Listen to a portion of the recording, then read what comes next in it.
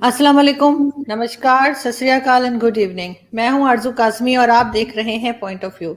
जैसा कि आप देख रहे हैं कि जी हमें सुमीत पीर जी ने ज्वाइन किया है। Welcome sir. नमस्कार ma'am, thank you very much for the thank you so invitation. Thank you sir कि आज आपने ज्वाइन किया। और सर हम आपसे आज एक चीज समझना और सुनना चाहेंगे जो बहुत से लोगों को पाकिस्तान में एक कहना चाहिए कि गलत इंप्रेशन है या सही है, लेकिन ये कि ठीक से नॉलेज नहीं है आरएसएस की, जिसमें मैं खुद भी शामिल हूँ। मैं अपने आप को अलग नहीं कर रही उससे। तो आपसे ये समझना चाहेंगे कि ये आरएसएस क्या है, क्या ये कोई रिलीजियस पॉलिटिकल पार्टी है? और जैसे इमरान खान साहब ने, आप जानते होंगे कुछ दिन पहले के जगह पे कहा इंडियन मीडिया को कि आरएसएस आइडियोलॉजी बीच में आ जाती है इंडिया पाकिस्तान रिलेशंस के। तो ये आरएसएस की आइडियोलॉजी क्या है और बेसिकली आरएसएस क्या है? क्योंकि यहाँ बहुत से लोग यही समझते हैं कि ये कोई इंतहा पसंद या एक्सट्रीमिस्ट ग्रुप है और रिलीजियस पार्टी है जो कि इंडिया में जो माइनॉरिटीज हैं या जो कहना चाहिए मुस्लिम्स स्पेशली, उनको डराते धमकाते हैं और सोशल मीडिया पे इस तरह तरह की आप जानते हैं पोस्ट आती हैं। तो कहाँ तक ये चीज ठीक है? और आपकी मर्जी, आप जहां से मर्जी शुरू करना चाहें, लेकिन ये कि लोग इसको समझना और सीखना चाहेंगे। बहुत शुक्रिया जी, जी। First of all Arzoo ji, thank you very much for the invitation. अच्छा लगता है आपके शो पे आके, काफी प्रोडक्टिव डिस्कशन होता है हमारा। तो रीजन ये है, आपने आज एक बहुत ही मुफीद सवाल पूछा कि आरएसएस है क्या, ऑरिजिन है क्या, इसका रिलेशन क्या है। देखिए, आरएसएस का, अब आरएसएस तब से एग्जिस्टेंस में जब से इंडिया और पाकिस्तान भी अलग अलग नहीं हुए थे। 95 ईयर्स, 95 साल से ये ऑर्गेनाइजेशन एग्जिस्टेंस में है। ठीक है मैडम। आरएसएस में कई सारे, एक तो राष्ट्रीय स्वयंसेवक संघ जो हम जानते हैं, एक लेडीज विंग भी है, राष्ट्रीय सेवा समिति, एक किसानों का मोर्चा, एक मजदूरों का मोर्चा है, एक सेवा भारती है। आरएसएस मैडम 156 कंट्रीज में डायरेक्टली और थ्रू इट्स एफिलिएट्स प्रेजेंट है। और ये करीब अब 70-75 साल से प्रेजेंट है, जिसमें केनिया आता है, जिसमें यूनाइटेड किंगडम आता है, कई सारी वेस्टर्न कंट्रीज, सिंगापुर, ये सब आती है। तो अगर पहला नोशन जो यहाँ बिल्कुल बर्खास्त करना चाहिए, अगर ये इंतहा पसंद या एक्सट्रीमिस्ट या टेररिस्ट ऑर्गेनाइजेशन होती सो कॉल्ड, तो मुझे बताइए, चलिए मोदी जी का राज है तो यहाँ 7 साल हुए हैं, ये आजादी से पहले से अब तक यहाँ सर्वाइव कैसे करती? यहाँ सर्वाइव करते चलिए इंडिया है, ये जो 156 कंट्रियों में सर्वाइव कर रही, वहां की भी इंटेलिजेंस है, वहां की भी गवर्नमेंट है, वो इनको कैसे सर्वाइव करने दे रहे हैं? ये किसी जंगल में टेंट लगा के तो बैठे नहीं है जी, सैटेलाइट से ढूंढने पड़ेंगे। पूरा बिल्डिंग है, गवर्नमेंट अलोकेटेड लैंड है, परमिशन है, मिशन है। और जाहिर सी बात है, विदेशी कंट्री में रहेंगे तो उनकी इंटेलिजेंस की, उनकी पुलिस की आप पे नजर आती है। तो जो ऑर्गेनाइजेशन 1995 मतलब करीब 95 साल से चल रही है, जो 156 कंट्रियों में है, जिसका हर तरह का मोर्चा, और एक आरएसएस में एक राष्ट्रीय मुस्लिम मोर्चा भी है, जिसमें 99% पार्टिसिपेंट मुस्लिम है, इंडियन मुस्लिम भी, कुछ बाहर के मुस्लिम भी है। और उनमें से कुछ लोग चुन के बीजेपी में आते हैं। BJP is the political wing of RSS. Political जो पॉलिटिक्स में रिप्रेजेंटेशन के लिए पॉलिटिकल विंग बनाएगी, जिसका नाम बीजेपी है। अब बीजेपी में आप देखिए, जिलानी साहब आते हैं, गुलरेज शेख आते हैं, ये मुस्लिम मोर्चा से आते हैं, ये आजकल स्पोक्स पर्सन है बीजेपी के। तो कहने का मतलब ये है कि ये जो आरएसएस है, ये कल्चरल ऑर्गेनाइजेशन है। इसकी 2-3 विशेषताएं हैं जो आपको बिल्कुल क्लियर करना चाहूंगा। इसकी स्थापना तब हुई थी मैडम, ना हिंदुस्तान था, ना पाकिस्तान, ना हम आजाद थे। तो ये हिंदू आतंकवादी ये सब तो तब मसला ही नहीं था, तो ब्रिटिशों का रूल था। दूसरी बात, राष्ट्रीय Swayamsevak Sangh is a voluntary organisation. इसमें जो भी शामिल होना चाहता है, मेल हो फीमेल हो, एज अ वॉलंटियर शामिल होगा। सबसे पहली बात, इसके वॉलंटियर की एक खासियत है आरजू जी, इसको कोई पॉलिटिकल पद की आवश्यक जरूरत नहीं है। ये पैसे भी अपने लगाते हैं। आरएसएस किसी से डोनेशन नहीं लेता, ये पॉइंट इंपॉर्टेंट है। किसी से डोनेशन नहीं लेता, कॉर्पोरेट से, गवर्नमेंट से, इंडिविजुअल से। जो इसके मेंबर होते हैं, साल में एक दिन होता है गुरु पूर्णिमा का, जिसमें आप जाके जो आपकी इच्छा हो, जितनी आपकी क्षमता हो, आप एक बार एक डोनेट करते हैं, बस वही डोनेशन पे चलता है। इसमें एक धारणा ये भी है कि RSS is male organisation, male dominated organisation है। जो Rashtriya Seva Samiti, it's 101% female organisation, उनकी मेंबरशिप ऑलमोस्ट मेल के बराबर है।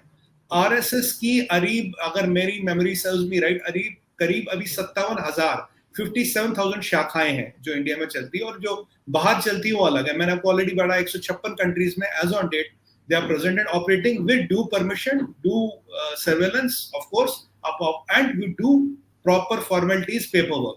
तो ये जो धारणा बनाई गई है, ये सब गलत है। और इसको, अब प्रॉब्लम कहाँ है? प्रॉब्लम ये आती है, मैं आपको बताता हूँ। देखिए, बीजेपी के 8 करोड़ मेंबर है आज के डेट में। 8 करोड़, सबसे बड़ी पॉलिटिकल पार्टी दुनिया की बीजेपी है। ठीक है जी। अब बीजेपी के 8 करोड़ तो डायरेक्ट मेंबर होंगे। अगर आप आरएसएस का कार्डर जोड़ दें, अब ये किसान मोर्चा, सेवा भारती, आप ये जोड़े जी मजदूर मोर्चा, ऐसे कई सारे मोर्चे, मुस्लिम मोर्चा, कई सारे इन मोर्चाओं को जोड़ ले तो ये कार्डर बन के, ये जो एफिलिएटेड ग्रुप्स हैं जिनको मैं बोलूंगा, ये बन के 40-50 करोड़ के आसपास का नंबर होगा। मुझे नहीं पता कितना, ये मेरा अनुमान है, एक अंदाजा है। अब मुझे बताइए, कांग्रेस को आजकल 8 करोड़ तो वोट नहीं मिलते इंडिया में, 8 करोड़ तो बीजेपी के मेंबर है, और इतना बड़ा ग्रास रूट लेवल का ऑर्गेनाइजेशन, ये ग्रास रूट लेवल है, मोहल्ले में, गली में, कोचे में, हर जगह है। और इसमें जो जुड़ा वर्कर है, जो जुड़ा स्वयं सेवक का क्या मतलब, वॉलंटियर। मैं आपसे चवन्नी नहीं चाहता, मैं आपसे कोई मदद नहीं चाहता, मुझे किसी पॉलिटिकल पद की आवश्यकता नहीं है। कुछ लोग आरएसएस से बीजेपी में नॉमिनेट होते, मोदी जी में नॉमिनेट हुए थे, बट अभी भी कुछ लाखों लोग मोदी जी जैसे हैं जो आरएसएस का काम कर रहे हैं। कई लाखों लेडीज होंगी जो अभी भी आरएसएस का काम करती है। स्वयं सेवक का मतलब वो होता है Arzoo ji, who decides not to marry, मतलब जो एक इनमें से होते कहते हैं प्रचारक, कहते हैं प्रचारक, प्रचारक वो होता है who decides not to marry. You can be a swayamsevak but you can have a married life, you can have a family, but अगर आप प्रचारक बनते तो आप शादी नहीं कर सकते। लेडीज बनती तो वो शादी नहीं करती, वो अपना पूरा कॉच, चाहे किसान के विषय में हो, मजदूर के विषय में हो, सेवा भारती में हो, उसमें लगा देती। एक और इंटरेस्टिंग फैक्ट बताऊंगा आपको आरएसएस के बारे में।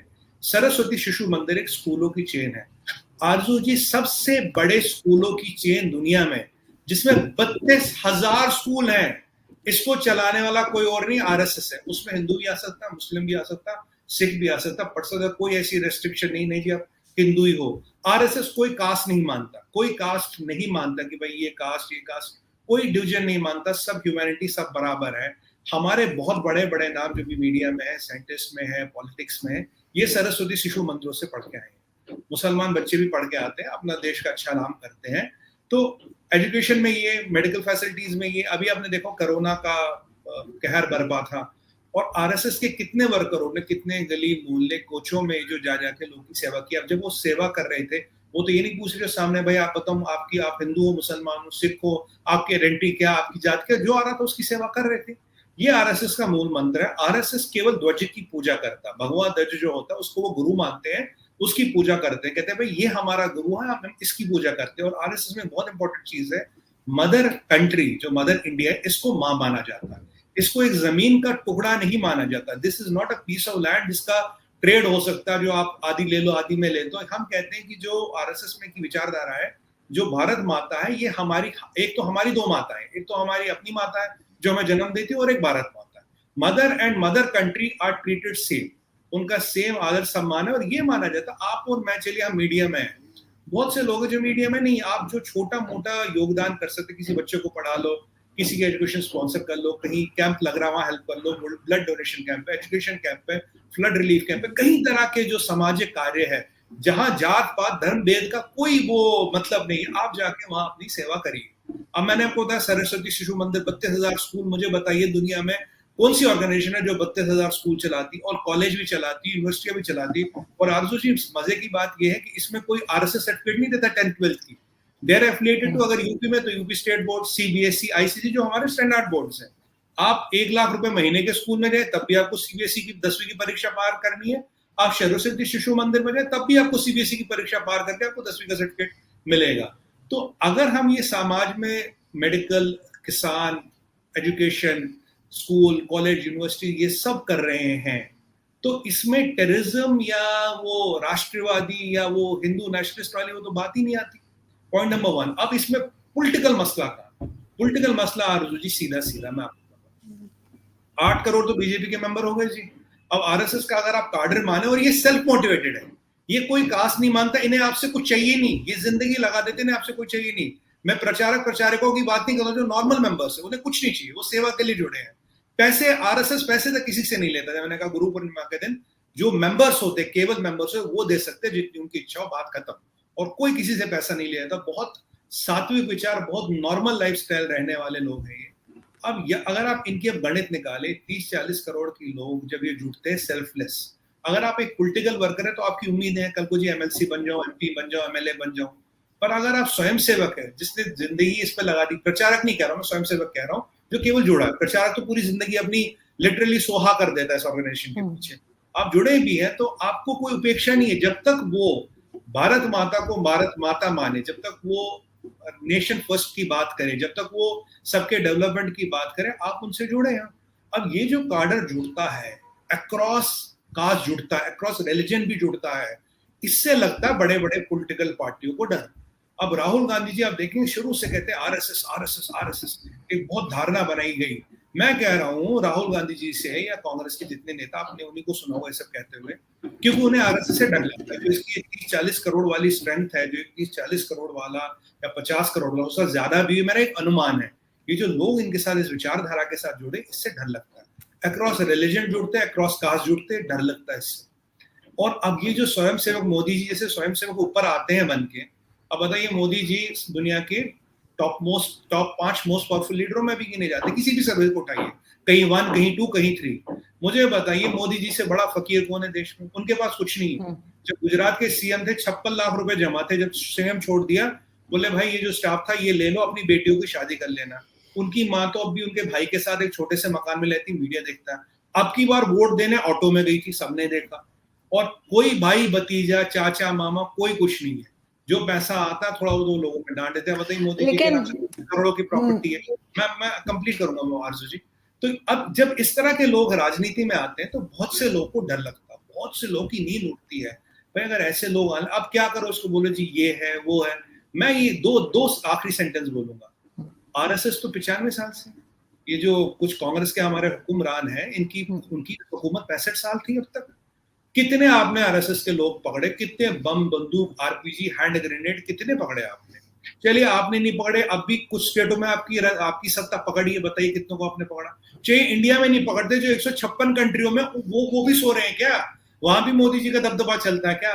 156 कंट्रियों की इंटेलिजेंस पुलिस मोदी जी से ऑर्डर लेती है क्या? ये सब राजनीतिक धारणाएं आरजू जी, इसको बनाया इसलिए जाता है ताकि आप ये जो फोर्स है इसको किसी तरह से तोड़ा जाए।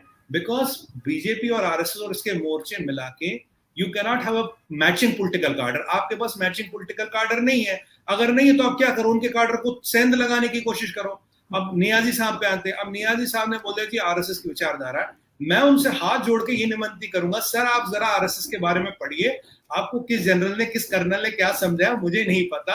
अगर आप 2-4-6 घंटे एक आध दिन निकाले, गूगल पे जाए, पढ़ ले, फैक्ट फिगर डाटा देख ले, मैं आपको समझाने वाला कोई नहीं हूं, पर आप खुद देखें, खुद अध्ययन करें और पढ़िए कि जब से हिंदुस्तान पाकिस्तान नहीं बना, जब आप और मैं पैदा नहीं हुए थे उससे पहले की ऑर्गेनाइजेशन है। 156 कंट्रीज में क्या क्या सोशल वर्क करती है। बाकी आपको एक जुमला कसना है भाई, एक पॉलिटिकल बयान देना, उससे तो आपको कोई रोक नहीं सकता। पर आरजू जी ग्राउंड पे देखा जाए ऐसी कोई धारणा, ऐसी कोई सच्चाई है नहीं।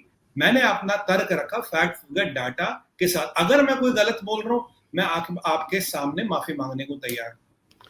नहीं बिल्कुल सुमित जी, आपसे बात करने का मकसद भी यही था कि हम लोग जो है उसको अंडरस्टैंड कर पाए। जैसे मैंने पहले कहा कि मेरे समेत, मैं अपने आप को अलग नहीं कर रही, हमें इसकी ठीक से नॉलेज नहीं थी और हम ठीक से नहीं समझ पा रहे थे, क्योंकि यहाँ पे तो यही कहा जाता है कि जी टेररिस्ट ऑर्गेनाइजेशन है और आरएसएस के गुंडे और ये वो इस तरह के वर्ड्स यूज किए जाते हैं। तो मुझे ये बताएं कि सेम यही चीज जो है ऑफ कोर्स हमारे प्राइम मिनिस्टर साहब पे भी होती है कि उन्होंने भी वही कुछ सुन रखा होगा, देख रखा होगा। सोशल मीडिया पे बहुत बार इस तरह के क्लिप्स और वीडियोस आती हैं जिसमें ये बताया जा रहा होता है कि ये आरएसएस के हैं और ये लोगों को मार रहे हैं, पीट रहे हैं, जो भी।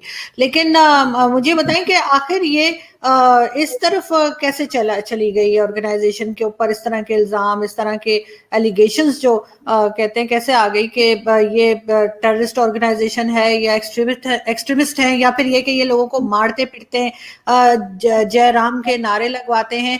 ये चीज क्यों डेवलप हुई और ये इम्प्रेशन क्यों सब जगह फैला? देखिए बहुत मुफीद सवाल पूछा आपने Arzoo ji, thank you very much for asking this. देखिए क्या होता है, पहले यहाँ एक डिवाइड एंड रूल की राजनीति चलती थी। मैं डायरेक्ट बात करूंगा, हिंदू वोट को बांटा जाता था कास्ट पे। जी आप ब्राह्मण इसको वोट करेंगे, क्षत्रिय इसको वोट करेंगे, बनिए इसको वोट करेंगे, ये कास्ट इसको वोट करेगी, ऐसे राजनीति चलती थी। मुस्लिम वोट बैंक का कंसोलिडेशन पे कांग्रेस ने इतने साल राज किया, ये यहाँ चलता था। फिर मंडल कमीशन आया और कास्ट के सब कास्ट बढ़ गए, जी ये यादव, ये कुर्मी, ये XYZ, कुछ साल ऐसे चले। अब धीरे धीरे बाद में जब ये हिंदू वोट का कंसोलिडेशन हुआ, जिसमें एजेंडा था डेवलपमेंट फॉर ऑल और नेशनलिज्म, इंडिया फर्स्ट और डेवलपमेंट फॉर ऑल, ये दो मुद्दे हैं मोदी जी के। आप जानते हैं डेवलपमेंट पर इलेक्शन लड़ते हैं, अब ये जब कंसोलिडेट हो तो इससे काफी राजनीतिक ताने बाने हिल गए मैडम, बहुत राजनीतिक ताने बाने हिल गए।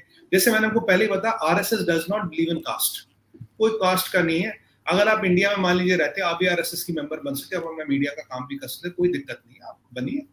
तो जब आरएसएस कास्ट में बिलीव नहीं करता, और अगर जिस ऑर्गेनाइजेशन के पास 30, 40, 50 करोड़ लोग स्वयं सेवक हो, जिन्हें कुछ नहीं चाहिए, जो सिर्फ समाज की सेवा करना चाहते हैं अपनी दिनचर्या में होते हुए, जो ऑर्गेनाइजेशन से एक पैसे की उम्मीद नहीं रखते, बल्कि जितनी उनकी क्षमता एक साल में एक बार जाके ऑर्गेनाइजेशन में दे देते हो। ये ऑर्गेनाइजेशन किसी से दान नहीं लेती, किसी कॉर्पोरेट से चंदा नहीं लेती, किसी एनजीओ का पैसा नहीं लेती, किसी से कुछ नहीं लेती, गवर्नमेंट से पैसे नहीं लेती। अब ये जुड़ गया और 8 करोड़ वर्कर जुड़ गए, तो हो गए 50, 60, 70 करोड़ का आंकड़ा। अगर मेरे पास as a prime minister Modi, मेरे पास 70 करोड़ लोगों की फॉलोइंग है, 50 करोड़ लोगों की फॉलोइंग है, जो मेरे विचार से जुड़े हैं, और ये फॉलोइंग बढ़ रही है, तो जो कांग्रेस से कई सारी पार्टी, उनका राजनीतिक भविष्य रहता क्या, बचता क्या? अब मैं आपको मैच तो कर नहीं सकता, तो अब मैं क्या करूं, मैं सेंध लगाऊं, मैं बोलूं देखो जी ये टेररिस्ट है, ये आतंकवादी है, ये है। मैं इनको बोलूंगा 95 साल से आपको आज पता लगा भाई साहब, आपकी 65 साल में हुकूमत थी, कितने आतंकवादी पकड़े, कितनों को फांसी के तख्ते पे लटकाया, कितने आरपीजी, कितने क्लाशनिकोव, कितने मोटार, कितने रॉकेट पकड़े। चलो जी आपने नहीं पकड़े, अभी भी तो कुछ स्टेटों में आपकी सत्ता है, पकड़िए, दिखाइए दुनिया को। चलिए आप तो जी शर्म कर गए, ये जो 156 कंट्रियों में ये प्रेजेंट है, उनमें से कितनों ने पकड़ा है? MI6 भी मोदी से इंफॉर्मेशन लेता है, सीआई भी मोदी से इंफॉर्मेशन लेता है, केजीबी भी मोदी से डरता है।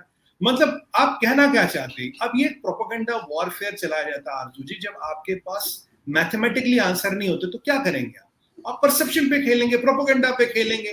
तो मुझे सबसे जो अजीब चीज लगती है, अरे भाई आपको इतने साल बाद आपको आज पता लगा भैया, 75 साल में आपको पिछले 3 साल में पता लगा, 65 साल से क्या कर रहे थे भैया? कुछ तो कर लेते, कहीं तो दिखा लेते, दुनिया को बता लेते। क्या किया आपने क्या किया? आपको डर लग रहा है आरएसएस की जो एक पावर और जो इसकी थॉट प्रोसेस है, उसमें आपको डर लग रहा है। और इसमें इनको तकलीफ क्या तकलीफ है? मुस्लिम मोर्चा भी है, किसान मोर्चा भी है, मजदूर संघ भी है, सेवा भारती भी है, सरस्वती शिशु मंदिर भी है, कॉलेज भी है, डिस्पेंसरी भी है। जब बाढ़ आती तो नाम लेके हेल्प नहीं करते। तो मैं वही कह रहा हूं, अगर आप फैक्ट फिगर डाटा उठा के देख ले, जो मैंने आपको लॉजिकल एक्सप्लेनेशन दी, तो मैं आज बोलूं जी XYZ आतंकवादी है, YZ बहुत शरीफ है, मेरे कहने से क्या होता है?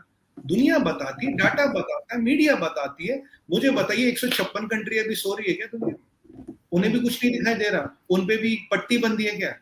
तो ये एक कंसर्टेड एफर्ट किया जाता है कि अगर आप हमें नहीं तोड़ सकते, आप हमारा मुकाबला नहीं कर सकते, तो ठीक है, अगर सेंध लग जाए, कुछ टुकड़े टूट जाए, वही ना, खरबूजा कटेगा तो फटेगा, कुछ इधर हो जाएगा, कुछ उधर जाएगा। वो गणित जो 7, 8, 10% की है, इधर उधर हिल जाएगी, तो शायद कहीं सीटों, कोई स्टेट में कोई संभावना बन जाए। तो ये जो एक बहुत गलत, निराधार, और बिल्कुल, अगर मैं इंग्लिश में कहूं, this is utter bullshit, because the facts I have given you ma'am, they are 101% right. Nobody can dispute these facts. Now जब हम इन फैक्ट्स को देखते हैं, तो जो आपका ये जो परसेप्शन है, परसेप्शन तो पतंग है आसमान में, कहीं भी उड़ा लो, कैसे भी उड़ा लो। वही मैंने कहा ना, नियाजी साहब को भी चाहिए था, खुद एक आध दिन लगाए, अध्ययन करते, पढ़े लिखे व्यक्ति हैं, देख लेते हैं भाई क्या है क्या नहीं है। अब जर्नल कर्नल तो कुछ भी बोलते हैं, उनको भी अपनी दुकान चलानी है, बोला जी आरएसएस मेंटल। अगर मैं उनसे ये पूछूं आरएसएस की मेंटेलिटी क्या है, राष्ट्रीय स्वयंसेवक संघ में और राष्ट्रीय सेवक सेविका समिति में डिफरेंस क्या है, नहीं पता होगा। ये पूछूंगा आरएसएस स्कूल कितने चलाता है, मैं पूछूंगा आरएसएस से ज्यादा स्कूल कोई और दुनिया में चलाता है क्या, उनको ये नहीं पता होगा। कि इतने ज्यादा ब्लड डोनेशन कैंप कोई लगाता है क्या, ये नहीं पता होगा। उनको ये पूछूं आरएसएस एक पैसा किसी से नहीं लेता, नहीं पता होगा। अगर ये नहीं किया जाए देखिए तो, ना सर, इसीलिए मैं आपसे ये टॉपिक कर रही हूँ डिस्कस, ताकि जिन लोगों को नहीं पता या जो सीखना चाहते हैं वो सीख सके, वो समझ सके। लेकिन लास्ट में मैं सुमित जी पूछना चाहूंगी कि आप समझते हैं कि कहीं ना कहीं जो इम्प्रेशन, एक नेगेटिव इम्प्रेशन जो बना है आरएसएस का, उसको कैसे अवॉइड किया जा सकता है? आरएसएस के मेंबर्स या जो लोग भी उसको रन करते हैं, वो उसके ऊपर क्या काम कर सकते हैं, जिससे इन केस अगर जैसे आप कह रहे हैं, जिस तरह की बात आप बता रहे हैं वही सही है, तो वो लोगों में पहले बजाय इसके कि एक नेगेटिव इम्प्रेशन जो है, वो पाकिस्तान को तो छोड़ चले, हम लोग तो सोचते ही नेगेटिव है ना, लेकिन बाकी लोगों तक भी जो है वो एग्जैक्टली जो काम किया जा रहा है आरएसएस में वो जाए, और जिस तरह की वीडियोस आती हैं सोशल मीडिया पे, और उसको आप क्या कहेंगे कि वो क्यों लोग लगा देते हैं? देखिए आरजू जी, अगर किसी ऑर्गेनाइजेशन 100 साल से चल रही, 95 साल से 156 कंट्रियों में स्कूल कॉलेज उनका चिट्ठा मैंने खोल दिया, डोनेशन फंडिंग, ये देखिए यूजुअली आंकड़ा कहाँ घूमता, डोनेशन फंडिंग को लेके पैसा कहाँ से आता, हुज पेइंग द बिल्स, वो भी मैंने क्लैरिफाई कर दिया, ऑरिजिन हिस्ट्री सब बता दिया, रिप्रेजेंटेशन मैंने बता दी, 40-50 एक करोड़ लोग इसमें जुड़े हैं, ठीक है जी। अब आप ये बोलेंगे वो 50 करोड़ लोग क्या पसंद है, दहशतगर्द है, जिस देश में 50 करोड़ लोग दहशतगर्द हो, हम तो दुनिया की वाट लगाते हैं। देखिए ये संभव नहीं है। अब क्या है कि बिकॉज आरएसएस में एक पॉलिटिकल विंग है BJP which is doing very well, अच्छा कर रही है, मतलब देश के लिए अच्छा कर रही है। अब जो विरोधी पार्टियां हैं उन्हें पता है कि बीजेपी की कहीं ना कहीं पावर आरएसएस से आती है, और आरएसएस का आपको एक और चीज बोलूंगा, आरएसएस के फंक्शनों में कोई वीडियो कैमरा, कोई ऐसी चीजें, मतलब आप देखिए आरएसएस के लोग कोई सोशल मीडिया पे नहीं रहते, दिन भर ट्वीट कर रहे हैं, फेसबुक पे फोटो लगा रहे हैं, जो ऑफिशियल कम्युनिकेशन निकलती वही निकलती है। आरएसएस का हेड ऑफिस नागपुर में है जी, आपको भी मिल जाएगा, मुझे भी मिल जाएगा, किसी को भी मिल जाएगा, जिसको डाउट हो नागपुर चला जाए, मोहन भागवत जी से मिले।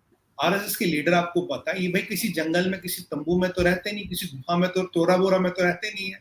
अब मानसिकता को क्या करें, आपको आरएसएस वाले लोग इंतहा पसंद लगते हैं, और दुनिया का सबसे बड़ा टेररिस्ट आपको शहीद लगता है, उसामा बिन लादेन की बात कर रहा हूँ। ये पॉलिटिकल मानसिकता आरजू जी, शायद उनको भी समझ आ रहा हो भाई ऐसा कुछ नहीं है, पर अगर इस नाम की राजनीति हो रही है, कुछ लोग खुश हो जाएंगे, कुछ लोग वोट मिल जाएंगे, खुली किताब है आरएसएस। आप आइए, हेडक्वार्टर जाइए, पता कीजिए, कोई भाई एक जंगल में किसी गुफा में ढूंढना थोड़ी ना, सैटेलाइट की जरूरत थोड़ी ना, नागपुर आइए, देखिए, मिलिए, हर जगह इनके दफ्तर है, काडर है, बीजेपी का ऑफिस है। मोदी जी आपके सामने स्वयं सेवक रह चुके हैं, प्रचारक रह चुके हैं मोदी जी आपके सामने, राम माधव जी आपके सामने, कई सारे ऐसे लोग हैं जो आपके सामने हैं, कई सारे ऐसे बड़े बड़े नाम हैं, अनिल वर्धक जी हैं, कई सारे ऐसे बड़े बड़े नाम हैं जो आपके सामने हैं।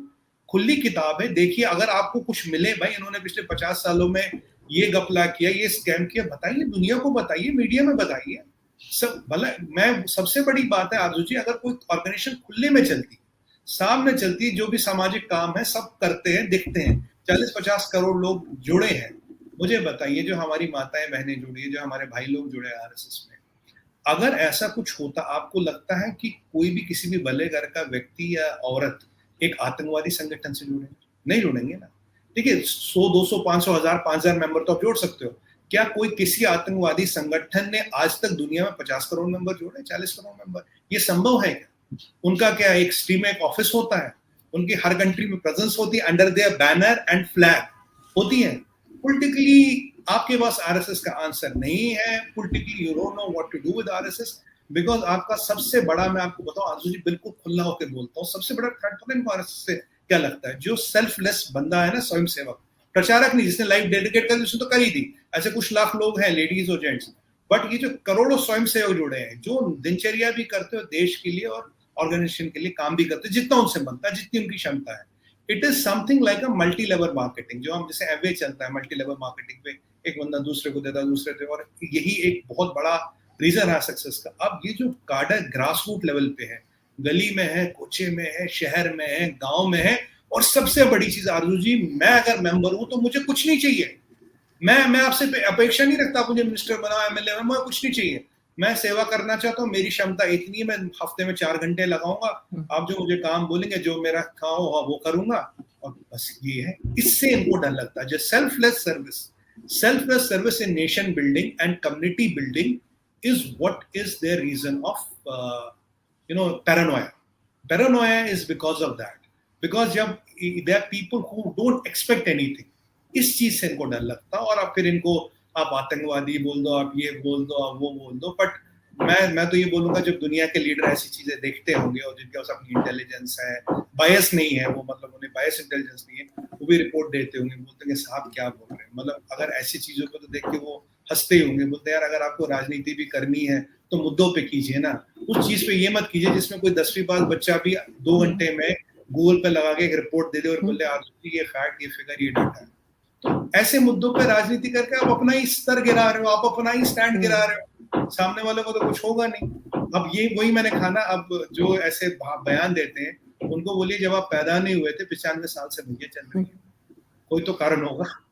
नहीं, आप बिल्कुल ठीक कह रहे हैं। आई होप कि बहुत से लोग जो है वो इस शो से जो है वो सीख पाएंगे और समझ पाएंगे कि आरएसएस क्या है उसकी आइडियोलॉजी क्या है। जी, मैं ये चाहूंगा अगर किसी को डाउट हो आके जुड़ लो, आके जुड़ लो, कोई भी जुड़ सकता है, आके जुड़ लो, खुद जांच कर लो, खुद समझ लो, अध्ययन कर लो, एनालिसिस कर लो, रिपोर्ट बना लो, जुड़ लो भाई।